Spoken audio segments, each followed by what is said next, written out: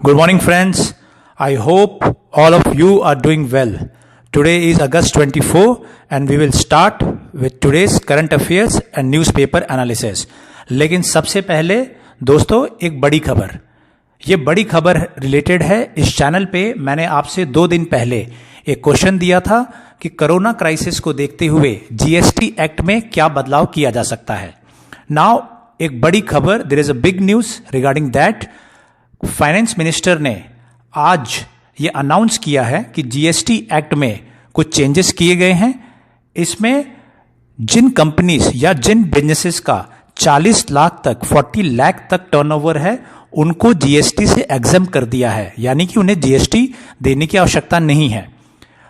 ये एक न्यूज है, लेकिन हमारे लिए इंपॉर्टेंट है, इस चैनल पे जितने भी हमारे सब्सक्राइबर जुड़े हैं उनके लिए बहुत इंपॉर्टेंट है, क्योंकि जिस चीज को 2-3 दिन पहले हमने डिस्कस किया, जिसका हमने एनालिसिस किया, आज फाइनेंस मिनिस्टर जो है उन्होंने उसी बात को महसूस करके उसमें चेंजेस किए हैं।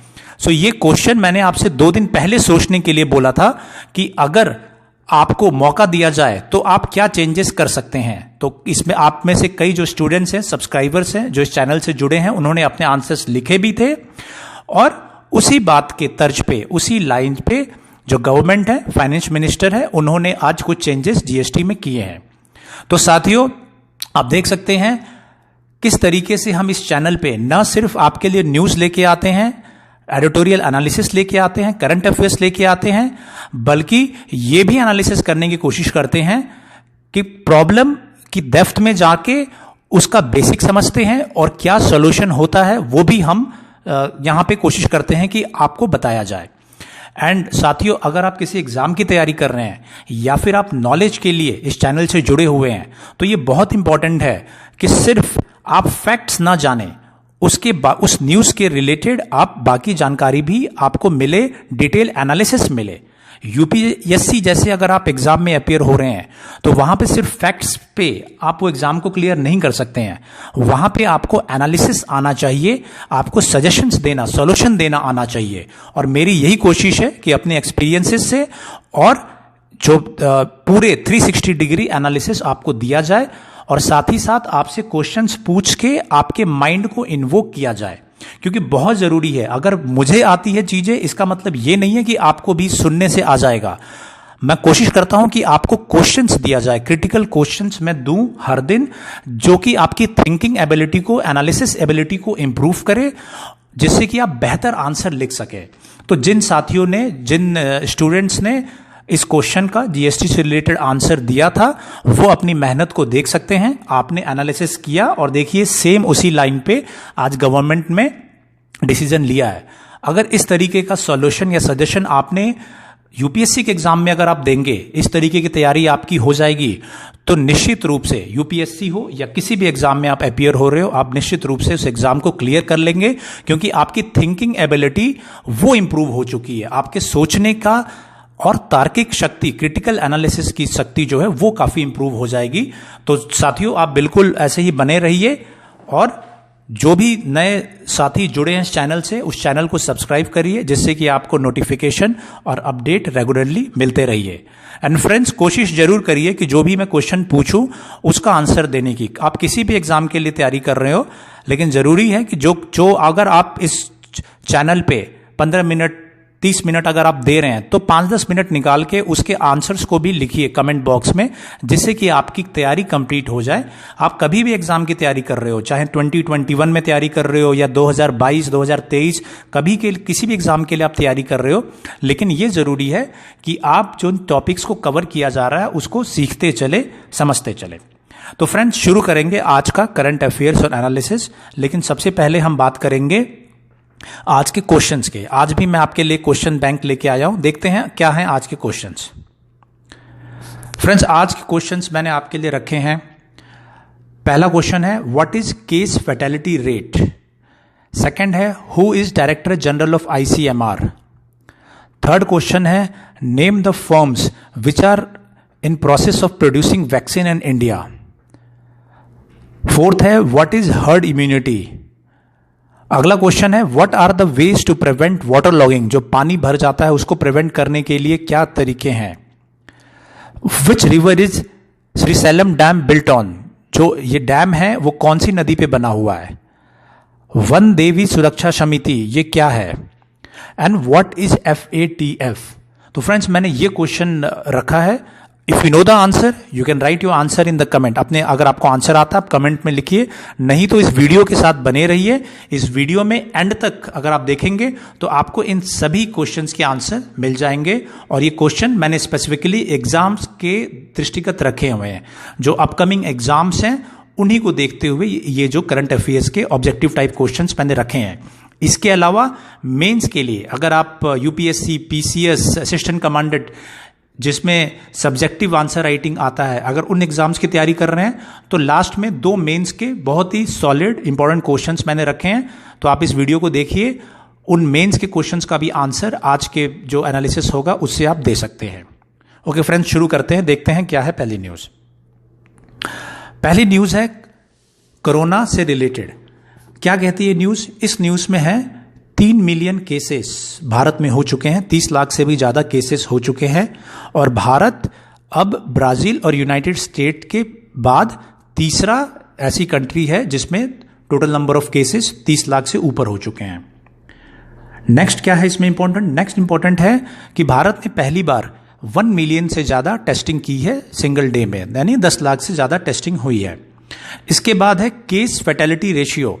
और क्या होता है केस फैटेलिटी रेशियो? और the confirm deaths per ratified cases has dipped to less than 2%।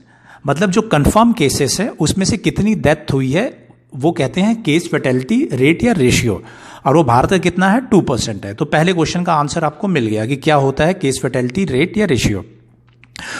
फिर ये कहते हैं कि हर्ड, इंडिया में जो हर्ड इम्यूनिटी है उसको डेवलप होने में टाइम लगेगा। हर्ड इम्यूनिटी क्या है? The idea that once a large fraction of population was infected would signal the end of the pandemic. Herd immunity का मतलब यह है कि जितने भी लोग हैं, ज्यादा से ज्यादा लोग पॉपुलेशन में से उनमें इम्यूनिटी डेवलप हो जाए। सो ये कहते हैं कि इस इम्यूनिटी के डेवलप होने के बाद भी फेजेस में ये जो कोरोना है वो वापस आ सकता है। सो हर्ड इम्यूनिटी सिर्फ एक सॉल्यूशन नहीं है। फिर ये आर्टिकल कहता है कि वैक्सीन ही एक ऐसा तरीका है जिससे कि हर्ड इम्यूनिटी लाया जा सकता है और इन्फेक्शंस को कंप्लीटली प्रिवेंट किया जा सकता है।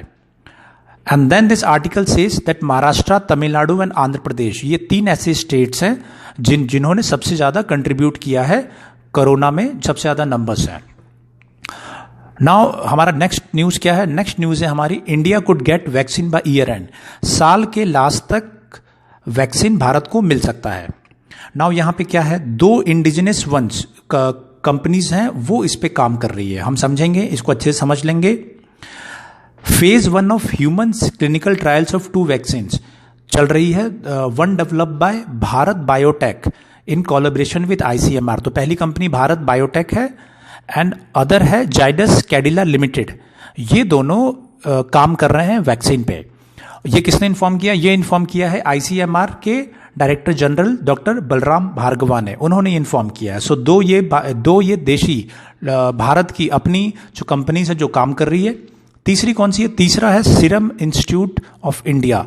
ये इन्होंने पार्टनरशिप किया है AstraZeneca for manufacturing the vaccine developed by university of Oxford. जो ऑक्सफोर्ड यूनिवर्सिटी के द्वारा जो वैक्सीन डेवलप की गई है उसकी टेस्टिंग का काम सीरम इंस्टीट्यूट ऑफ इंडिया, ये पार्टनरशिप एस्ट्राजेनेका ये कर रहे हैं।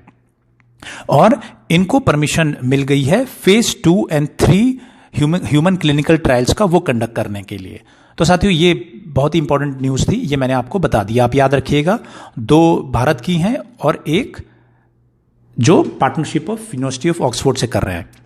नाउ ये एक इंपॉर्टेंट मैंने आर्टिकल रखा है। ये आर्टिकल मैंने रखा है इसलिए कि इसमें कुछ इंपॉर्टेंट पॉइंट्स है मेंस के रिलेटेड।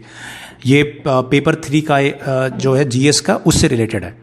अर्बन प्लानिंग इसमें बता रहे हैं कि जो हाल ही फिलहाल में जो बारिश हुई खासकर गुड़गांव में, और जिस तरीके से पानी भर गया और लोगों को परेशानियां हुई, तो उसके क्या क्या कारण हैं और क्या क्या उसके भविष्य में उससे कैसे बचा जाए, कौन सी ऐसी प्लानिंग की जाए जिससे कि पानी का भराव ना हो और लोगों को दिक्कतें ना हो। तो आइए देखते हैं।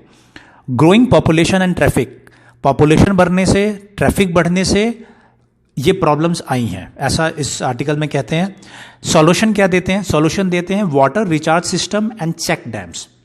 ये कहते हैं कि वाटर रिचार्ज सिस्टम और अरावलीज, आपको मालूम है गुड़गांव के पास अरावली पूरा रेंज है, वहाँ पे चेक डैम बनाने से, इन दो चीज़ों से इस पे कंट्रोल किया जा सकता है। अगली बात कहते हैं कि अच्छा ड्रेनेज सिस्टम होने से, रेन वाटर हार्वेस्टिंग करने से फ्लडिंग को, बाढ़ को रोका जा सकता है। और रेन वाटर हार्वेस्टिंग करने से ग्राउंड वाटर जो है उसको भी रिप्लेनिश किया जा सकता है। फिर ये बात कहते हैं कि जो नए अर्बन डेवलपमेंट किया जाए उसमें ड्रेनेज सिस्टम को बहुत ज़्यादा इंपॉर्टेंस देना की ज़रूरत है, जिससे कि फ्रीक्वेंट फ्लडिंग को रोका जा सके। फिर बात करते हैं, चौथा जो अपना सॉल्यूशन दे रहे हैं वो कह रहे हैं कि वेस्ट मैनेजमेंट, चाहे सॉलिड वेस्ट मैनेजमेंट हो, कंस्ट्रक्शन हो, डेमोलिशन वेस्ट हो और इंडस्ट्रियल वेस्ट हो। आपको मालूम होगा गुड़गांव जो है इंडस्ट्रियल एरिया है और इंडस्ट्रियल वेस्ट काफ़ी वहाँ पे प्रोड्यूस होता है। तो ये कहते हैं कि वेस्ट मैनेजमेंट की जो वेस्ट है, जो कचरा है, उसको इस तरीके से ना फेंके कि उससे जो ड्रेनेज है, जो नालियाँ है, नाले हैं, वो ब्लॉक हो जाए। सो वो ब्लॉक होने से पानी जो है निकल नहीं पाता है और उसकी वजह से फ्लडिंग हो जाती है। सो अच्छा पॉइंट्स थे, मैंने आपको दिखा दिए। ये पॉइंट्स आप इस्तेमाल कर सकते हैं कोई भी आंसर लिखने में। फिर अब हम आगे बढ़ेंगे, देखेंगे हमारी अगली क्या न्यूज़ है। बाढ़ की समस्या कई जगहों पे है देश के भिन्न भिन्न भागों में, तो बहुत ज़रूरी है कि हमें ये मालूम रहे, जब आप भी कभी भी ऐसी पोजीशन में जाए तो आपको ये मालूम होना चाहिए किस तरीके से प्लानिंग करना चाहिए बिल्डिंग्स बनाने में, या घर के आसपास लोग अपने मकान बनाते हैं तो वो उनको ही मालूम होना चाहिए कि नाली इस तरीके से निकाले कि उसमें कचड़े की वजह से वो ब्लॉक ना हो और पानी का बहाव बिल्कुल बना रहे, नहीं तो फ्लडिंग होगी, पानी का भराव हो जाएगा। नाउ ये क्या है, ये न्यूज़ है, उड़ीसा ने एक मोबाइल बेस एप्लीकेशन बनाया है जिसमें कि जो फार्मर्स है, किसान हैं, उनके ग्रीवेंसेस वो अपना डाल सकते हैं और डायरेक्ट गवर्नमेंट को बता सकते हैं अगर पानी की कमी है या फिर कुछ और इश्यूज हैं, तो डायरेक्ट ऐप के माध्यम से गवर्नमेंट तक बना सकते हैं। सो ये एक ICMT एक टॉपिक है पेपर 3 का, तो उसमें ये आप इस्तेमाल कर सकते हैं कि किस तरीके से टेक्नोलॉजी का इस्तेमाल करके किसान जो है डायरेक्टली गवर्नमेंट को अपनी बात या अपनी समस्या बता रहे हैं। तो अच्छा शुरू किया है उड़ीसा ने। नाउ ये देखते हैं, ये क्या है, बालाघाट, ये है मध्य प्रदेश से। तो यहाँ पे बालाघाट में पेड़ काटने की काफ़ी समस्या थी उस एरिया में। तो पेड़ काटने की समस्या को लेकर वहाँ की जो महिलाएं हैं उन्होंने वन देवी सुरक्षा समिति का गठन किया है 4 गांव की महिलाओं को मिला के, और ये इन्होंने जिम्मेवारी ली है कि बालाघाट एरिया में पेड़ काटने की जो घटना हो रही है उसको रोकने के लिए। तो आप ये कई तरीके से आप इसको इस्तेमाल कर सकते हैं, किस तरीके से महिलाएं जो हैं लीडरशिप पोजीशन ले रही है वो भी आप इस्तेमाल कर सकते हैं। एक NGO के रूप में, एक कम्युनिटी इनिशिएटिव के रूप में, एनवायरनमेंट के रूप में आप ले सकते। इस एग्जाम्पल को याद रखिएगा, वन देवी सुरक्षा समिति कहाँ पे है, बालाघाट में, और इसको एज अ केस स्टडी आप जरूर इस्तेमाल करिएगा कहीं भी एनवायरनमेंट प्रोटेक्शन या वुमेन की बात आती है। तो नाउ हम बात करेंगे आज के एडिटोरियल के। फ्रेंड्स, आज का देखते हैं एडिटोरियल क्या है। बहुत अच्छे एडिटोरियल है, बहुत सही तरीके से मैं आपको इसको समझाऊंगा कि आप इसको कहीं भी आंसर दे सके। पहला क्या है, पहला है श्रीशैलम पावर प्लांट। आपको ध्यान होगा आंध्र प्रदेश में अभी श्रीशैलम जो पावर प्लांट है वहाँ पे आग लगी थी और 9 लोगों की डेथ हो गई थी। ये एक हाइड्रो इलेक्ट्रिक पावर स्टेशन था और ये डैम है वहाँ पे, और ये डैम कृष्णा नदी पे बना हुआ है आंध्र प्रदेश में। सो कृष्णा नदी के बारे में मैं आगे क्वेश्चन भी रखा है, मैं और डिटेल में बताऊंगा। पहले समझते हैं श्रीशैलम पावर प्लांट। तो ऑथर इसमें क्या कहते हैं, ऑथर ये कहते हैं कि ये 900 मेगावाट पावर कैपेसिटी का ये पावर प्लांट था जो कृष्णा नदी पे बना हुआ था, और तेलंगाना साइड का में जो है वहाँ पे ये आग लगी है, और इसकी अनदर ब्रांच जो है वो आंध्र प्रदेश को सर्व करती है। नाउ अब क्या है इसमें, अब इसमें ये कहते हैं कि हाल फिलहाल में साउथ इंडिया, तमिलनाडु, तेलंगाना और आंध्र प्रदेश में बहुत सारी इंडस्ट्रियल और पावर प्लांट से रिलेटेड घटनाएं घटित हुई हैं और इसको स्टडी करने की ज़रूरत है। फिर ये कहते हैं कि CID इंक्वायरी इसमें गठित की गई है, लेकिन ये भी ज़रूरी है कि इंडिपेंडेंट जो है जांच की जाए जिससे कि इसके कारणों का मालूम पता चल सके। फिर ये कहते हैं कि जो large hydro electric power plant जो ये होते हैं वो सरफेस लेवल के नीचे बनाए जाते हैं जिससे कि पावर जनरेशन, कंट्रोल और ट्रांसमिशन वो ठीक से हो सके। फिर ये कहते हैं कि जो IEEE स्टैंडर्ड है फायर प्रोटेक्शन का, वो क्वार्टर सेंचुरी 25 साल पहले ही नॉर्म्स उन्होंने ले डाउन किया हुआ है कि किस तरीके से फायर प्रोटेक्शन के लिए व्यवस्थाएं पावर प्लांट में करना चाहिए। फिर ये बात करते हैं कि use of fire retardant materials in construction, dual exits, ये कुछ स्टेप बताए हैं कि फायर रिटार्डेंट मटेरियल कंस्ट्रक्शन के दौरान करिए। ड्यूल एग्जिट्स, दो एग्जिट करने के दो रास्ते हो। इजी वर्टिकल एस्केप रूट होना चाहिए सीढ़ी को इस्तेमाल करके कि आराम से बाहर निकल सके, और अलार्म सिस्टम होना चाहिए। ये सेफ्टी कोड का पार्ट है। फिर ये बात करते हैं कि ये चेक करने की जरूरत है कि क्या वहां पे ये सभी जो सेफ्टी मेजर्स हैं क्या वो थे। फिर वो ये कहते हैं कि डैम स्टेट गवर्नमेंट की जिम्मेवारी है, लेकिन सेंट्रल गवर्नमेंट को भी इसको स्टडी करना चाहिए। एंड खासकर झारखंड की बात करते हैं कि जहां पे अंडरग्राउंड कोल फील्ड हैं काफी सारे, और वहां पे भी घटनाएं देखने को काफी मिली है, तो ये भी सेंट्रल गवर्नमेंट की भी ये जिम्मेवारी है। फिर ये कहते हैं कि हर साल आग से काफी मृत्यु होती है भारत में, और 12,000 से भी ज्यादा 2018 में 12,000 से भी ज्यादा डेथ्स हुई हैं फायर से। तो ये बहुत जरूरी है कि जो सेफ्टी कोड है उसको एडहर किया जाए या उसको लागू किया जाए। तो अच्छे पॉइंट्स थे इसके, वो मैंने सारे आपको बता दिए। अगला आर्टिकल जो है वुमेन अनइंटरप्टेड, तो ये महिलाओं से संबंधित है, और ये कह रहा है कि लॉकडाउन की वजह से जो हेल्थ केयर है वो काफी डिस्टर्ब हुआ है, और इसमें ये बता रहे हैं कि महिलाओं को जो जो समस्याएं किस तरीके की हुई है। तो ये कहते हैं कि अनवांटेड प्रेगनेंसीज ये बढ़े हैं, डोमेस्टिक वायलेंस के केसेस बढ़े हैं, और मृत्यु दर बढ़ी है महिलाओं की इस लॉकडाउन में। फिर ये बात कहते हैं कि जो हेल्थ केयर सर्विसेज हैं कोरोना के दौरान में, उसको और मजबूत करने की आवश्यकता है। फिर ये प्रॉब्लम बताते हैं कि जो सेंटर ऑफ केयर है, लैक ऑफ अवेयरनेस है, जो महिलाओं के लिए जो भी सर्विसेज हैं या जो भी स्कीम्स चलाई जा रही हैं उनसे रिलेटेड इनफ अवेयरनेस नहीं है, तो उसको बढ़ाए जाने की आवश्यकता है। फिर ये कहते हैं कि कॉन्ट्रासेप्टिव यानी कि बर्थ कंट्रोल रोकने की जो मेजर्स हैं वो भी काफी ज्यादा रिक्वायर्ड है कि उसका अवेयरनेस हो और सही टाइम पे वो अवेलेबल हो। फिर ये बात करते हैं कि किस तरीके से इंसेंटिव्स दिया जाए जो लोकल क्लिनिक्स हैं और जो दवाइयां हैं वो महिलाओं तक, खासकर बर्थ कंट्रोल से रिलेटेड, वो सही से समय से पहुंचे, ये करने की आवश्यकता है।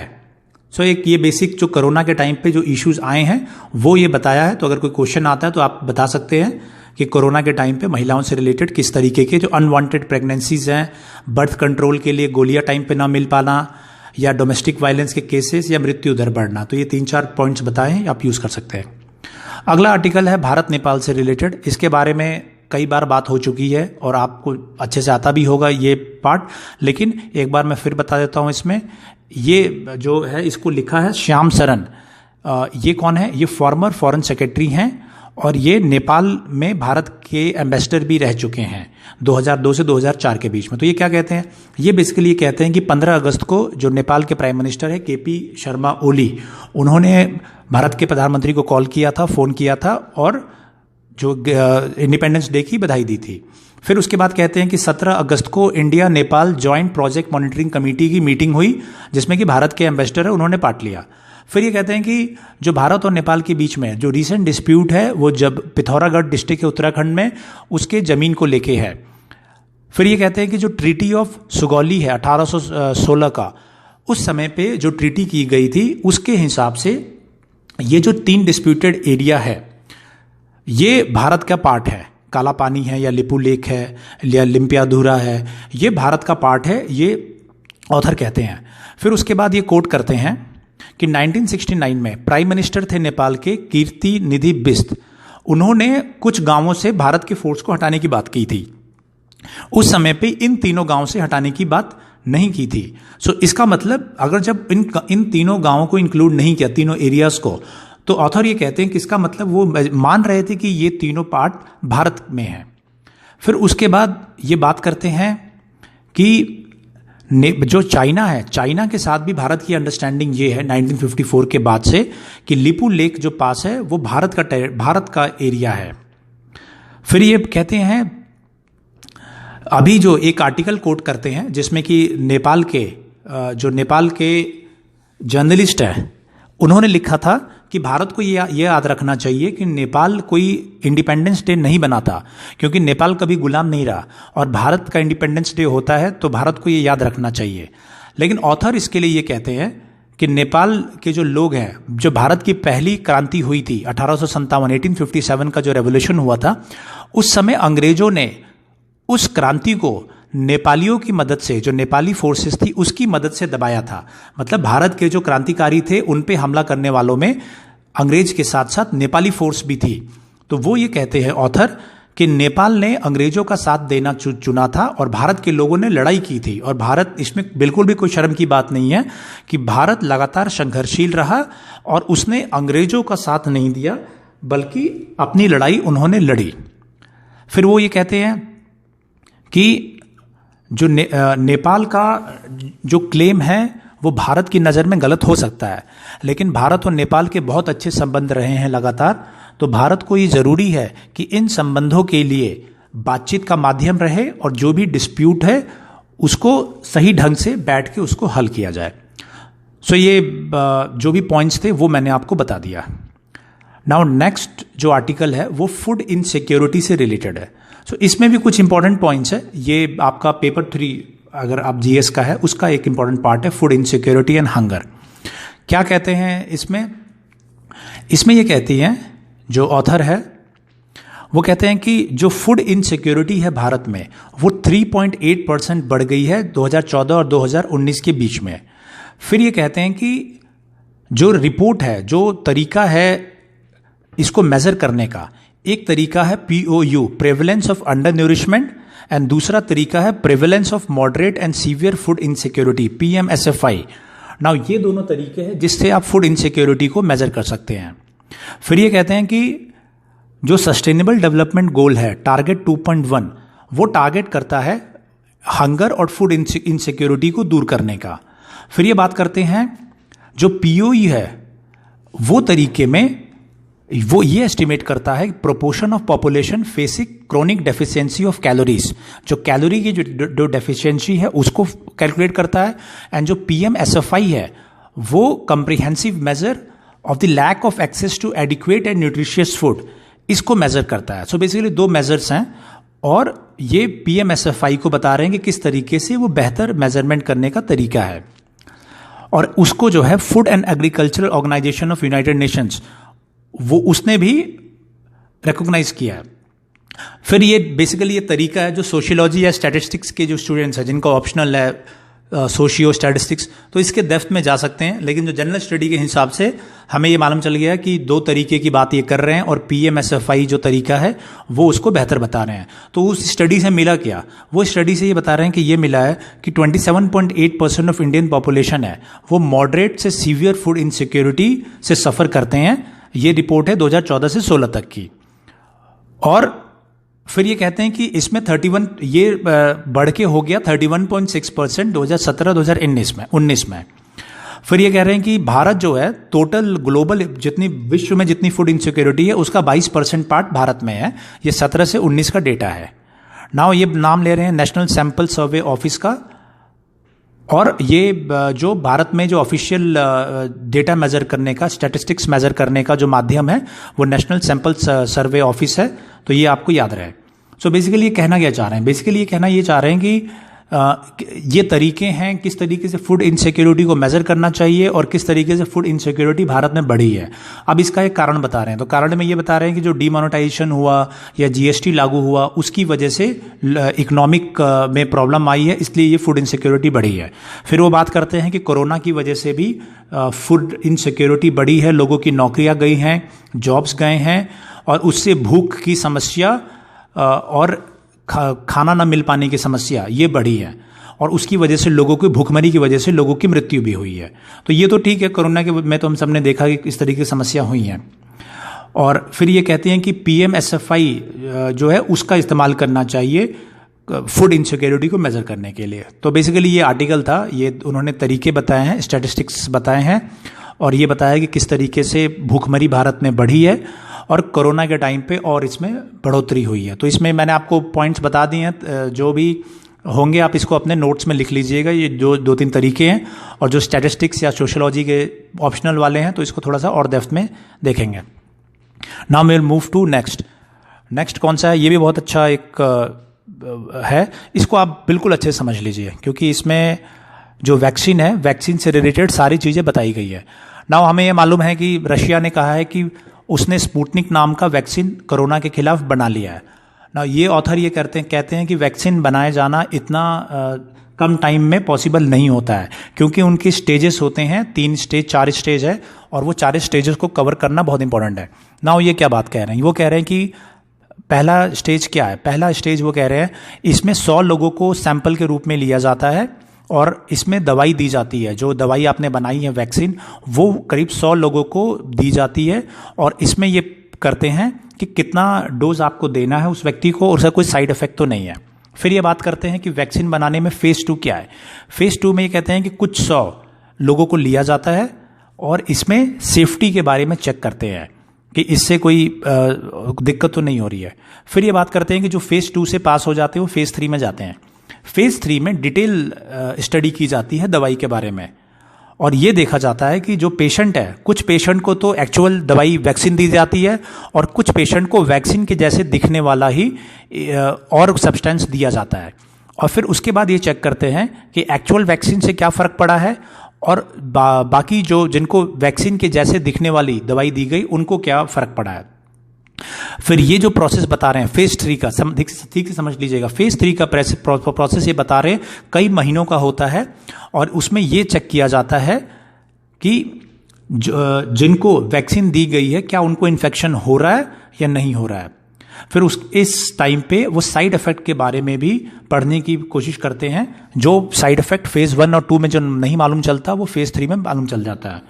फिर उसके बाद ये कहते हैं कि फेज 3 से जब पास हो जाता है तो ये रेगुलेटरी एजेंसी के पास में भेजी जाती है परमिशन के लिए। फेज 4 क्या है, फेज 4 में ये कहते हैं कि मार्केटिंग, पोस्ट मार्केटिंग ये स्टेज है, और इसमें मार्केटिंग के बाद में ये मुहैया कराई जाती है। फिर ये बात कहते हैं कि जो ऑक्सफोर्ड की वैक्सीन, जो भी मैंने ऊपर बताया, ऑक्सफोर्ड की वैक्सीन फेज 1 और 2 में उसमें 1000 से भी ज़्यादा लोग लिए गए टेस्टिंग के लिए, लेकिन रशिया में फेज 1 और 2 के लिए सिर्फ 76 लोगों को लिया गया। सो ये बता रहे हैं कि बहुत संख्या इसमें बहुत कम है। फिर उसके बाद ये बता रहे हैं कि रशिया वैक्सीन में क्या प्रॉब्लम है। ये कह रहे हैं कि बाकी लोग जो वैक्सीन बना रहे हैं वो अपनी स्टडी को कहीं ना कहीं पब्लिश कर रहे हैं, पीयर रिव्यू करवा रहे हैं, लेकिन रशिया ने ऐसा नहीं किया है। फिर वो ये कह रहे हैं कि जो एंथोनी फॉची है, अमेरिका के बहुत बड़े ये वैक्सीन के जानकार हैं, और WHO, दोनों ने ये कहा है कि 12 से 18 महीने पहले वैक्सीन आना पॉसिबल नहीं है। फिर ये कह रहे हैं कि जो एंटीबॉडी बनती है, ये स्टडी में निकल के आया है, जो एंटीबॉडी बनती है वो 2 से 3 महीने के लिए होता है, और एक बार एंटीबॉडीज बॉडी में आने के बाद फिर वो घटना भी शुरू हो जाती है। तो रशियन जो वैक्सीन है उसको ये भी समझना होगा कि जो बॉडी में अगर वो एंटीबॉडी बना रही है तो कितने दिन के लिए बना रही है। ऐसा नहीं तो नहीं है कि वैक्सीन आपने दिया और 6 महीने तक उसका फर्क रहे और उसके बाद दोबारा एंटीबॉडी खत्म हो जाए और दोबारा कोरोना हो जाए। तो ये तो 6 महीने तक टेस्टिंग होने के बाद ही मालूम चलेगा। फिर उसके बाद ये बता रहे हैं कि एक डेटा दे रहे हैं, डेटा ये दे रहे हैं कि फेज 2 में पास होने वाले जितने भी वैक्सीन बनते हैं, तो आज तक का डेटा ये है कि जो फेज 2 में पास हुए 58% ही फेज 2 में पास होते हैं, फेज 3 में जाते हैं, और उसमें से जो फेज 3 में पास होते हैं उसमें 85.3% ही होते हैं, मतलब 85.4% वैक्सीन ही ओके की जाती है। तो ये इन्होंने एक डेटा दिया हुआ है। उसके बाद ये बता रहे हैं कि ये क्यों हो रहा है। ये इसलिए हो रहा है कि जो आज की डेट में जो वैक्सीन है एक बहुत बड़ा व्यापार है, बहुत बड़ा एक मार्केट है, $multi-billion मार्केट है। तो जो भी कंट्री या जो भी फर्म पहले वैक्सीन बनाएगा वो करोड़ों अरबों रुपए उससे कमा सकता है। तो इसी दौड़ में रशिया ने ये क्लेम किया है, ऐसा ऑथर का कहना है। फिर वो कह रहे हैं कि वैक्सीन नेशनलिज्म, राष्ट्रवाद, दवाई राष्ट्रवाद की बात कहते हैं, जिसमें कि राष्ट्रवाद की वजह से कि भाई मैंने पहले बनाया, मेरी कंट्री ने पहले बनाया, इसको लेके भी जबरदस्त लड़ाई चल रही है कई कंट्रीज में। तो उसके तहत भी रशिया ने सबसे पहले ये अनाउंस कर दिया है। सो ऑथर ये कहते हैं कि इस समय पे ये राष्ट्रवाद, दवाई में वैक्सीन बनाने में राष्ट्रवाद की जरूरत नहीं है और कॉपरेट करना चाहिए, और सभी कंट्रीज को जो भी वैक्सीन बने वो उपलब्ध होना चाहिए। तो ये बेसिकली बहुत ही अच्छा आर्टिकल है। ये मैंने आपको डिटेल में कंप्लीटली इसके मेजर पॉइंट्स सारे बता दिए। तो आप इसको याद रखिएगा, और अगर आप जानकारी के लिए सुन रहे थे तो आई होप, मुझे उम्मीद है कि आप बिल्कुल ही इसको समझ गए होंगे कि 1, 2, 3 क्या होता है, और रशिया स्पुतनिक 5 जो वैक्सीन क्लेम किया है उसके पीछे क्या कारण और भी हो सकते हैं। Now will move to next article friends. Next article क्या है? नेक्स्ट आर्टिकल फ्रेंड्स ये है जो श्रीशैलम प्लांट है उससे रिलेटेड। इसमें मैंने रखा है आपके लिए, क्या रखा है मैंने, ये है श्रीशैलम डैम के बारे में बताता हूं मैं। श्रीशैलम डैम जो बनाया गया है वो कृष्णा रिवर के ऊपर बनाया गया है कुर्नूल डिस्ट्रिक्ट में, और इसी पे हाइड्रो इलेक्ट्रिक स्टेशन भी है। ये आप याद रखिएगा। इससे ये न्यूज़ तो रिलेटेड है, जो जांच हो रही है श्रीशैलम पावर प्लांट में जो आग लगी थी उससे related. Now will move to next article हमारा क्या है फ्रेंड्स, देखते हैं नेक्स्ट आर्टिकल क्या है। नेक्स्ट आर्टिकल है ये कृष्णा रिवर से रिलेटेड है कि वहाँ पे बाढ़ आई है और काफ़ी घर जो डूब गए। नाउ ये कृष्णा रिवर से रिलेटेड कुछ पॉइंट्स है, मैं आपको बताता हूँ। कृष्णा रिवर क्या है, क्योंकि कृष्णा रिवर पे ये श्रीशैलम डैम है जहाँ पे पावर प्लांट था, जहाँ आग लगी है, तो ये इंपॉर्टेंट है किसी भी एग्जाम के लिए, तो आप ही समझ लीजिए। कृष्णा रिवर जो है 4th बिगेस्ट रिवर है in terms of water inflows. Ganga, Godavari और ब्रह्मपुत्र के बाद में कृष्णा जो है भारत की चौथी सबसे लंबी नदी है और 1288 किलोमीटर लंबी है ये।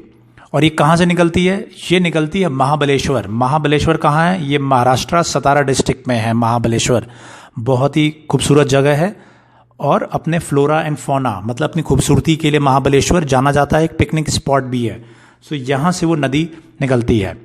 दोस्तों आप इसमें नाम लिया गया है गंगा, ब्रह्मपुत्र, गोदावरी एंड कृष्णा, तो आप कमेंट्स में लिखेंगे गंगा, ब्रह्मपुत्र एंड गोदावरी। ये इन 3 नदियों का निकलने के स्थान का नाम आप बताएंगे। ये ज्योग्राफी के हिसाब से अच्छा एक क्वेश्चन है, तो आप कमेंट बॉक्स में लिखिएगा कि गंगा कहाँ से निकलती है, ब्रह्मपुत्र कहाँ से और गोदावरी कहाँ से। ये क्यों रखा है मैंने? ये रखा है कि अटॉर्नी जनरल जो है उन्होंने डिक्लाइन कर दिया है स्वरा भास्कर के खिलाफ कंटेम्प्ट ऑफ कोर्ट का जो मुकदमा है वो चलाने के लिए अनुमति मांगी गई थी। तो भारत के जो अटॉर्नी जनरल है के वेणुगोपाल, उन्होंने मना कर दिया है। अब उन्होंने जो पेटिशनर है, अब उन्होंने लेटर भेजा है सॉलिसिटर जनरल तुषार मेहता को। इंपॉर्टेंट क्या है? इंपॉर्टेंट 2 चीज। अटॉर्नी जनरल मैं बता चुका हूं कौन से आर्टिकल के तहत ये कवर रहते हैं। के वेणुगोपाल अटॉर्नी जनरल है, उन्होंने मना कर दिया है। क्यों अनुमति मांगी गई थी? क्योंकि जो कंटेम्प्ट ऑफ कोर्ट है एक्ट है उसके तहत ये कंटेम्प्ट ऑफ कोर्ट चलाने से पहले अटॉर्नी जनरल भारत के उनसे परमिशन लेनी पड़ती है या उनकी सहमति लेनी पड़ती है। तो इन्होंने मना कर दिया है। इन्होंने कह दिया कि इसमें कोई ज़्यादा स्ट्रांग ये केस नहीं है। ये भी एक इम्पॉर्टेंट है दोस्तों। ये आर्टिकल ये है पाकिस्तान दाऊद इब्राहिम से रिलेटेड। क्या हुआ था? ये हुआ था कि अगस्त 18 को एक सर्कुलर जारी किया गया था पाकिस्तान में। उससे ये लगा था कि दाऊद इब्राहिम के बारे में पाकिस्तान ने ये एक्सेप्ट किया है कि वो कराची में है। फिर पाकिस्तान ने अभी ये डिनाई किया है। उन्होंने कहा है कि उसकी प्रॉपर्टीज़ को वो लिस्ट में ले आए हैं, स्पेशल रेगुलेटरी ऑर्डर्स के लिस्ट में लेके आए हैं। और ये कि रूटीन एक्सरसाइज है जिससे कि जो भी यूनाइटेड नेशन सिक्योरिटी काउंसिल में लिस्टेड जो भी आतंकवादी हैं या ऐसे लोग हैं उनकी लिस्ट बनाई जा रही है पाकिस्तान में। लेकिन एक चीज़ मैं आपको और बता दूं, ये पहली बार हुआ है कि दाऊद इब्राहिम और लश्कर तौबा के जो हेड है चीफ ज़कीर रहमान लखवी, उसका नाम पास्ट में कभी नहीं लिया गया था। अब की बार पहली बार लिखा गया है। क्यों लिखा गया है अब मैं बताता हूं इसको। फाइनेंशियल एक्शन टास्क फोर्स, वो उसकी मीटिंग होनी है अक्टूबर में, और अक्टूबर की मीटिंग में वो पाकिस्तान ने टेररिज्म के खिलाफ क्या क्या कदम उठाए हैं, उनके फाइनेंशियल सोर्सेज को बंद करने के लिए, उसका रिव्यू होना है। क्या रिव्यू होना है वही मैं आपको बताता हूँ। होना यह है कि पाकिस्तान को अभी ग्रे लिस्ट में रखा गया है जो आतंकवादी गतिविधियां है उसके संबंध में, और उसके बाद पाकिस्तान को कई कदम उठाने के लिए बोला गया था पिछली मीटिंग में। अगर वो पाकिस्तान नहीं करता है तो उसको ब्लैकलिस्ट कर दिया जाएगा। तो उसके डर से ये पाकिस्तान ये सारे कदम उठा रहा है। 27 बिंदु उसको दिए गए थे। 14 बिंदु पे पाकिस्तान ने अभी तक सिर्फ काम किया है।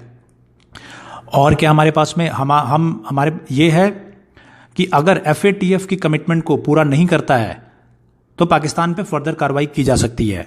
और उसी कमिटमेंट को पूरा करने के लिए दाऊद इब्राहिम और लखवी का नाम वॉच लिस्ट में डाला गया था।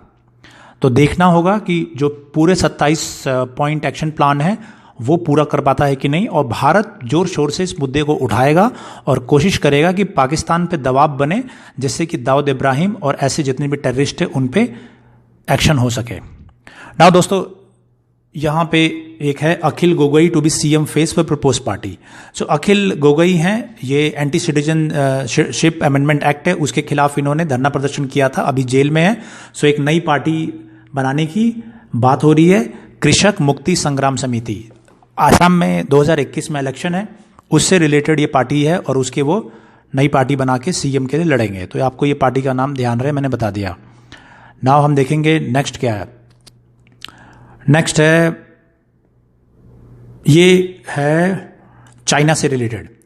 Police probe links in Chinese हवाला स्कैम। जो चाइनीज एक बिजनेसमैन है जो भारत में पासपोर्ट, अपना नाम और अपनी आइडेंटिटी छुपा के भारतीय बन के वो रह रहा था, उसको अरेस्ट किया, पूछताछ जारी है। इंपॉर्टेंट क्या है? इंपॉर्टेंट इसमें एक पार्ट है कि 2015 में जो मोदी गवर्नमेंट है, उन्होंने जो तिब्बतन रेफ्यूजी है उनको ग्रांट दिया था 40 करोड़ का। किसको दिया था? Dalai Lama Central Tibetan Relief Committee, इनको दिया था 5 साल के लिए।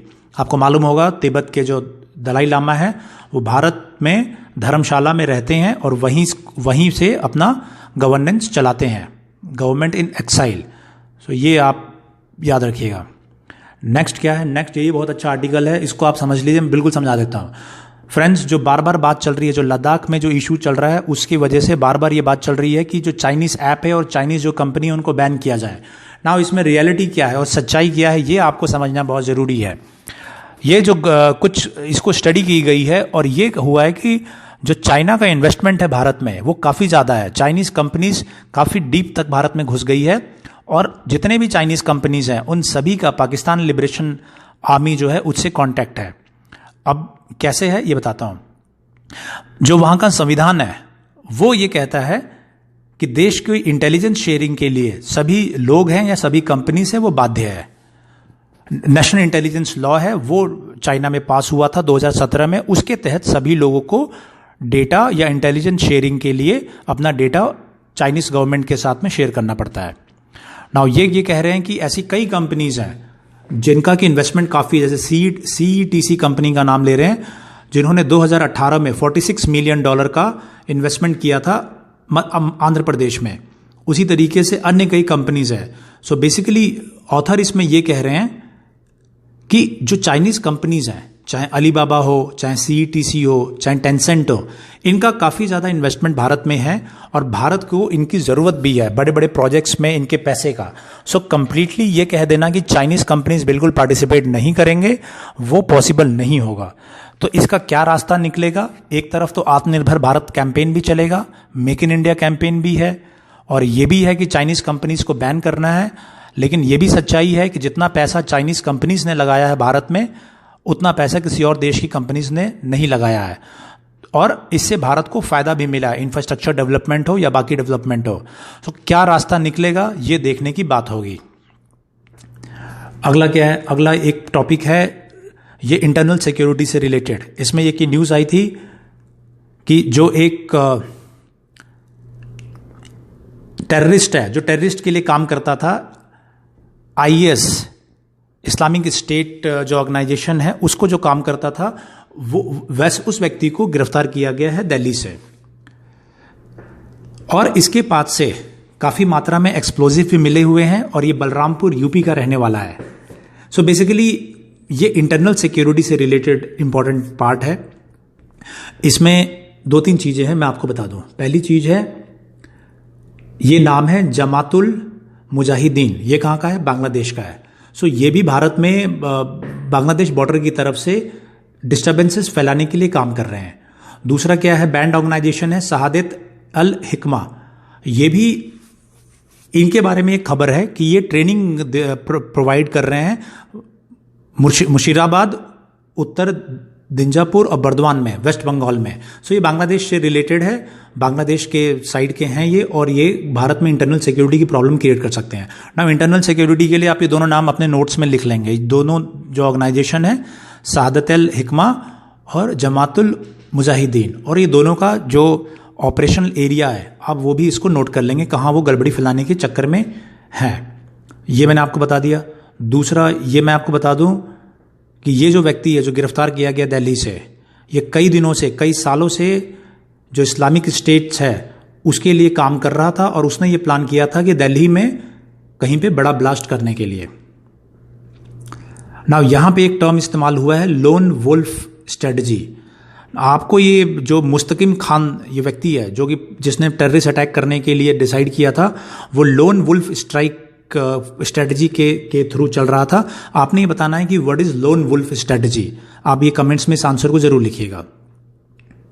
तो फ्रेंड्स, ये इंपॉर्टेंट पॉइंट था इंटरनल सिक्योरिटी से रिलेटेड। आई होप आप इसके अपने नोट्स में जरूर डाल लीजिएगा जो भी ये डेवलपमेंट मैंने आपको बताया। नेक्स्ट न्यूज़ है दोस्तों, ये सीरम इंस्टीट्यूट ऑफ इंडिया से रिलेटेड है, उसको ऊपर भी कवर किया है। एक न्यूज़ आई थी कि कोविशील्ड नाम का जो वैक्सीन है वो 73 डेज में भारत में मिलने जाएगा।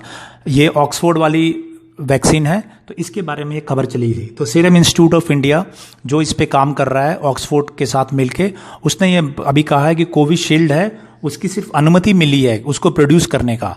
सो भारत में 300 मिलियन के करीब इसकी दवाइयाँ जो है वो प्रोड्यूस की जा रही है और फेज 3 इस दवाई का। दोस्तों, अगली खबर है ये रशिया से रिलेटेड। मैंने बताया था 2 दिन पहले, जो क्रिटिक है रशियन क्रेमलिन के एलेक्सी नावल्नी, उनको पॉइजन दे दिया गया है, ऐसी बात आई थी। तो अब उनको जर्मनी शिफ्ट कर दिया गया। तो नाम आप ध्यान रखिए, रशिया से रिलेटेड डेवलपमेंट है, बस इतना याद रहे। फिर दूसरी है United States led international coalition troops, वो इराक ताजी मिलिट्री बेस से वो हट गए हैं। इराक ताजी मिलिट्री बेस से ये फोर्सेस वहाँ पे तैनात थी, वो वहाँ से हट गई है। अब नेक्स्ट छोटे छोटे पॉइंट्स हैं, उसको आप देख लीजिए। स्पोर्ट्स में कुछ खास नहीं है। जो अवार्ड्स थे, स्पोर्ट्स अवार्ड्स, वो दिए जा चुके हैं। वो आपको मैंने पिछले अपने उसमें कवर कर दिया है, पिछले वीडियो में। आप Rajiv Gandhi Khel Ratna award, Arjuna award, Dronacharya award, इन सबको अच्छे से याद कर लीजिएगा। प्रीलिम्स में आप उम्मीद कर सकते हैं कि क्वेश्चंस शायद आ भी जाए। नाउ लास्ट क्या है? लास्ट हमारा है मेंस क्वेश्चन। क्या मेंस क्वेश्चन मैंने रखे हैं आज? ये है mains question. Bring out the role of FATF and its effectiveness in curbing global terrorism. Explain in context of India security concerns.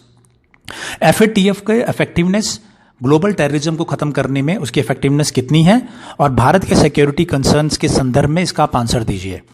दूसरा मेंस का क्वेश्चन मैंने रखा है, urban planning needs detail strategy concerning areas like biodiversity, ecosystem, waste management. Answer in context of recent urban development issues and Swachh city survey. Urban planning जो है वो detail strategy उसके लिए ज़रूरी है, और उसमें बायोडाइवर्सिटी, इकोसिस्टम और वेस्ट मैनेजमेंट के बारे में स्पेशल प्रोविज़न होना चाहिए।